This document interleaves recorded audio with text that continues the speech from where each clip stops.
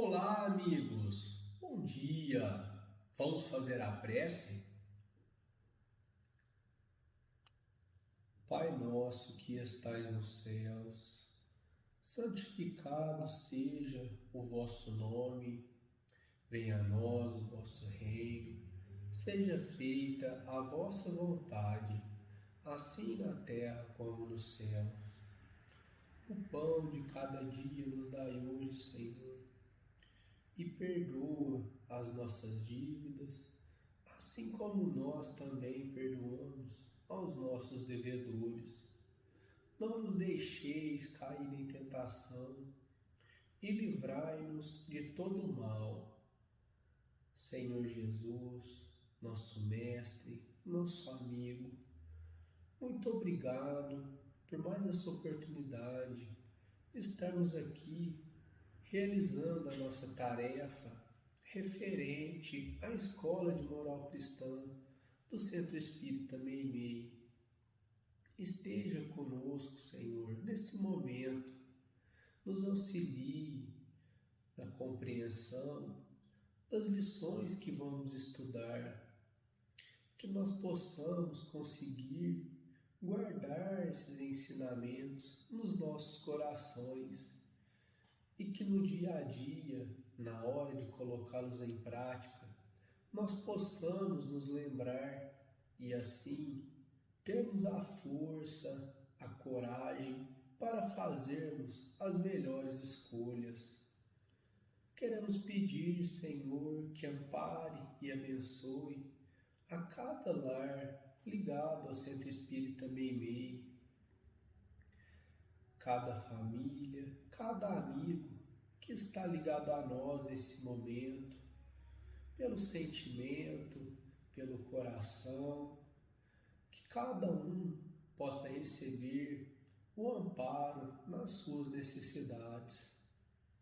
Pedimos também, Senhor, que abençoe a nossa cidade, o nosso Brasil, todo o planeta Terra, aonde houver alguém necessitado, precisando de um pouco de atenção, de um pouco de carinho, que o Senhor possa amparar e abençoar a todos que estão passando pelo momento da enfermidade, que possam ter a compreensão, ter a calma e a certeza nos dias melhores que virão. E assim nós damos por iniciado o nosso estudo da manhã de hoje. Muito obrigado por tudo, assim seja. Então hoje nós vamos ler do Evangelho segundo o Espiritismo, no capítulo 26º, Dai gratuitamente o que gratuitamente recebestes, dom de curar, os itens 1 e 2. Restituí a saúde aos doentes, ressuscitai os mortos, curai os leprosos, expulsai os demônios. Dai gratuitamente o que gratuitamente haveis recebido. Anotações de Mateus. Dai gratuitamente o que gratuitamente haveis recebido, diz Jesus a seus discípulos. Com essa recomendação, prescreve que ninguém se faça pagar daquilo que nada pagou.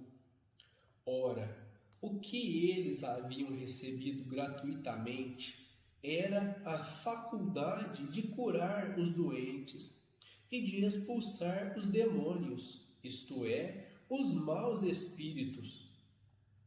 Esse dom Deus lhes dera gratuitamente, para alívio dos que sofrem e como meio de propagação da fé.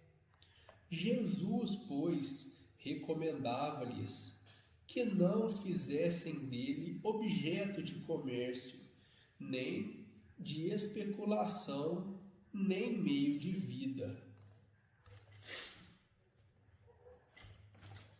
Então, hoje, nós escolhemos esse trecho do Evangelho que fala a respeito de dar gratuitamente o que se recebe gratuitamente. E a gente sabe, que nesse capítulo 26º, Allan Kardec direciona muito essa instrução aos médiuns, porque muitos médiuns,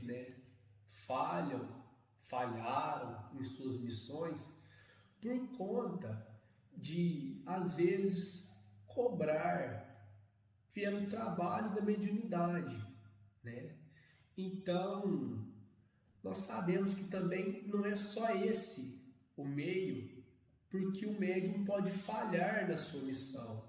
Existem vários outros exemplos que, inclusive, nós vamos ver um pouco mais detalhados na história do livro Os Mensageiros, que estamos estudando agora.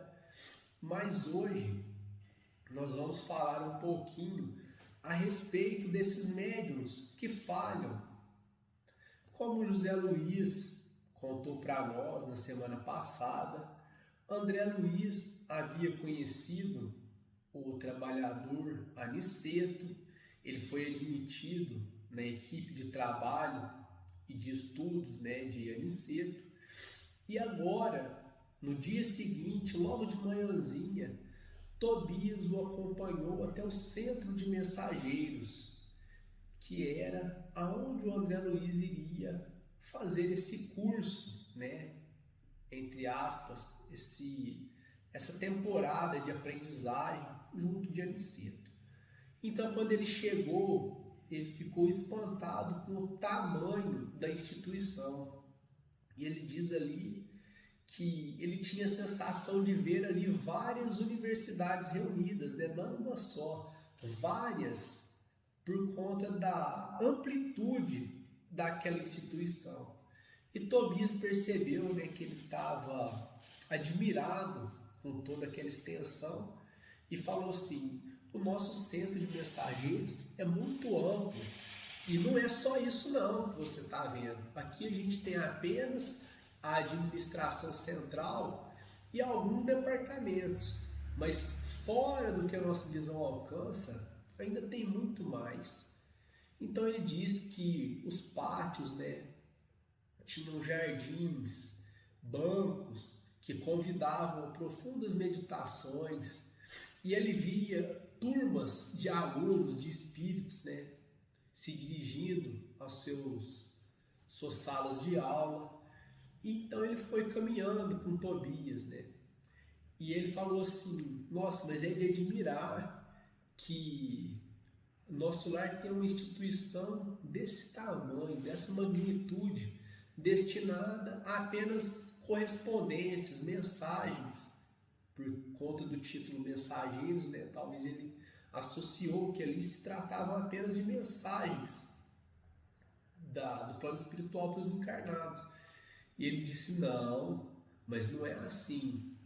Daqui partem centenas de trabalhadores com trabalho específico entre os encarnados. E eles estudam aqui, para desenvolverem tarefas na crosta, no umbral, nas trevas. E André Luiz então ficou admirado, e Tobias continuou explicando. E ele falou assim: e eu não estou falando apenas de trabalhadores espirituais, não. Eles partem também para encarnar e trabalhar encarnado na Terra. Eles partem para trabalhar como médiuns, preparados pelo nosso centro de mensageiros. Aí André Luiz refletiu um pouco e falou assim: então, se você está me dizendo isso, Tobias, provavelmente os conhecimentos, a respeito do plano espiritual já devem estar bem avançados entre os encarnados. Aí Tobias falou: meu amigo, mas não é bem assim. Por quê? eles partem, né, para desempenharem essas tarefas, mas a verdade é que são raros os que conseguem cumprir por total. Alguns cumprem parcialmente o seu programa de trabalho, mas a maioria falha totalmente. E ele explicou que, por conta de nós, nesse estágio evolutivo que ainda estamos, a gente ainda ter muitos comprometimentos, muitos erros no passado. Quando chega aqui, a gente se depara então com as coisas, né, do planeta Terra, e isso, juntamente com as nossas reminiscências do passado, faz com que a gente falhe nas nossas tarefas. Alguns na mediunidade, outros com outros tipos de tarefa, né, nas instituições. E Tobias deu um exemplo, né, uma linguagem figurada.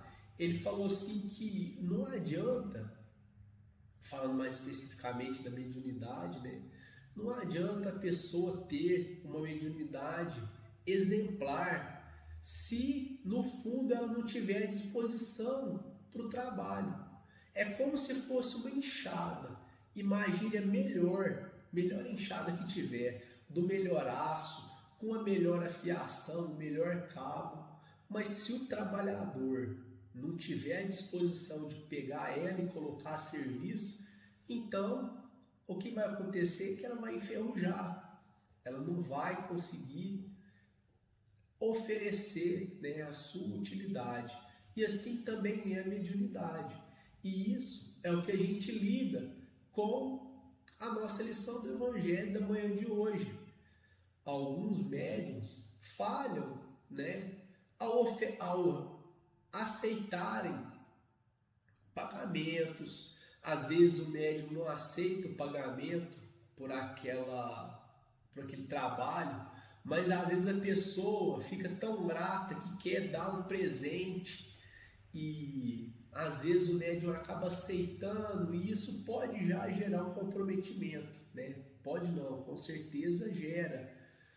Nós temos o exemplo que Divaldo nos traz de um médium da época de Allan Kardec, que se chamava Daniel Douglas Home, que ele trabalhava, né, em demonstrações de mediunidade excepcionais, né? E ele se apresentava apenas para a alta sociedade, para os reis, para a corte, e ele não aceitava pagamento em dinheiro, mas ele aceitava joias de presente, e isso trouxe para ele sérios comprometimentos.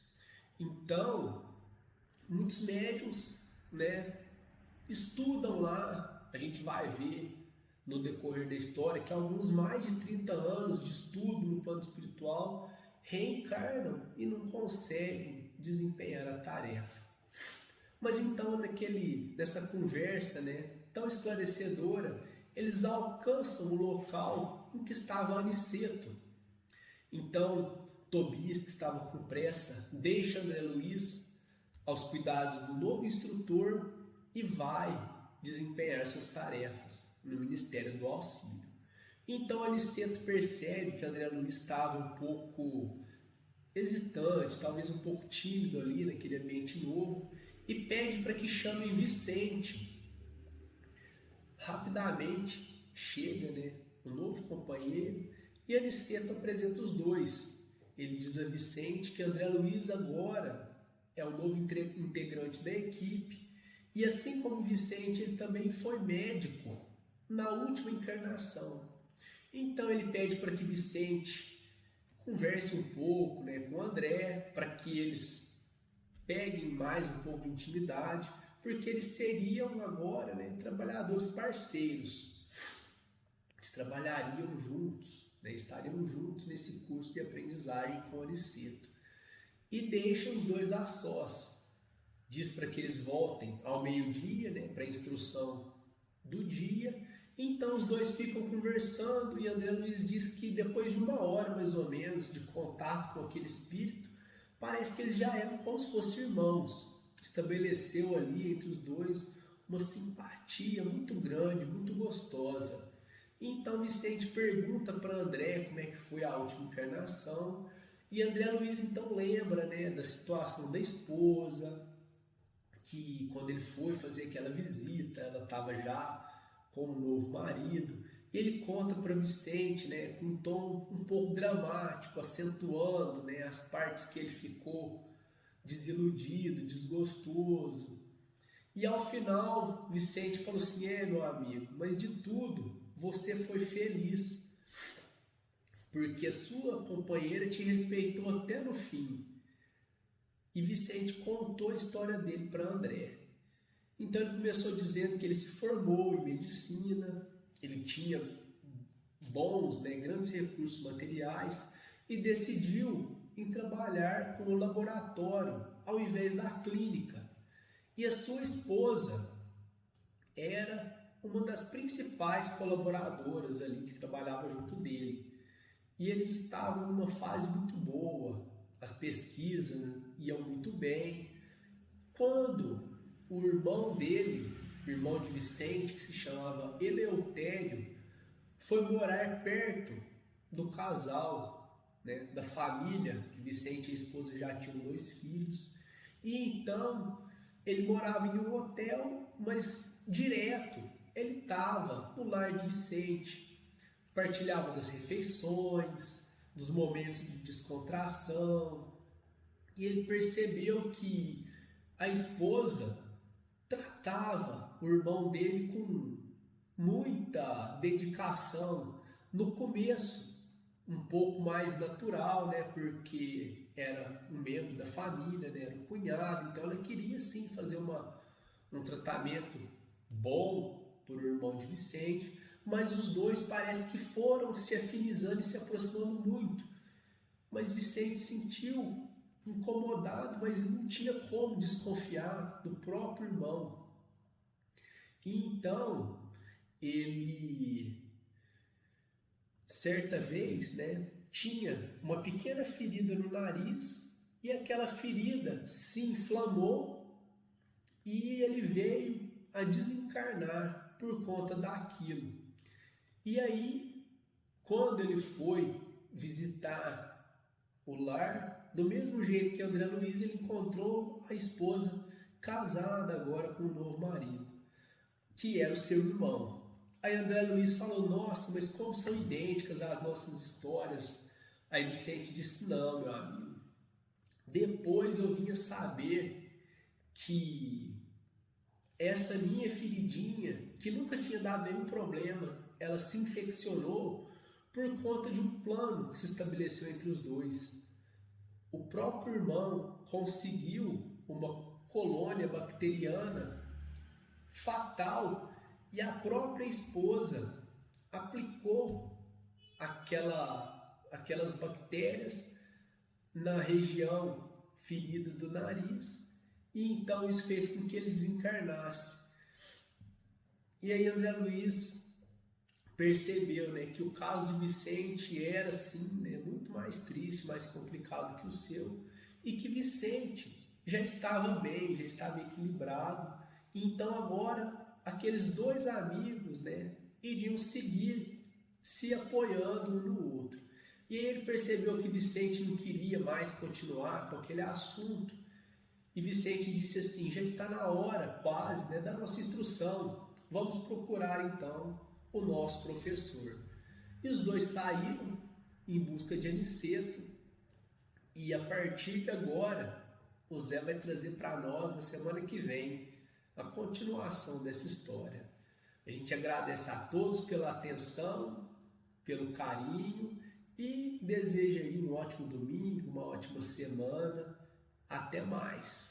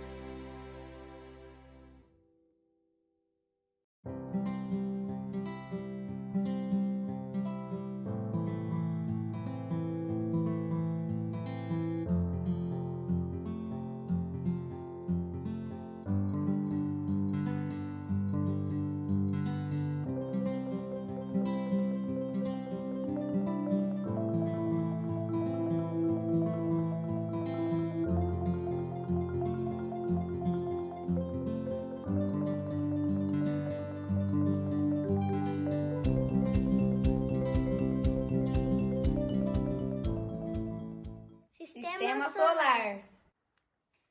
Brilha sol neste céu infindo, faz um arrebol, tudo é muito lindo. A família sol neste céu infindo, faz um arrebol, tudo é muito lindo. As moradas na imensidão, eu fico pensando, que perfeição. Há tantas moradas na imensidão, eu fico pensando, que perfeição. A Terra é um planeta bom, aqui tem flores, tem vegetação, passarinhos que cantam desde o alvorecer, águas que correm, cachoeiras que encantam, e à noite as estrelas brilham enfeitando o céu. E à noite as estrelas brilham enfeitando o céu.